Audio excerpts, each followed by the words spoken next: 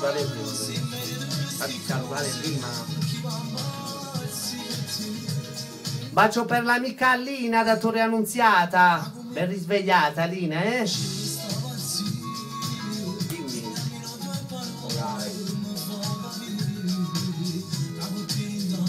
Quale vuoi ascoltare Lina? Metti una faccia a piacere. La prima saluta Antoine, sta qua. Hai un bacio. Va buono, ok. Ciao bella, ciao. Tirati su quei pantaloni, canta Raffaello. Ciao Patti da Pompei.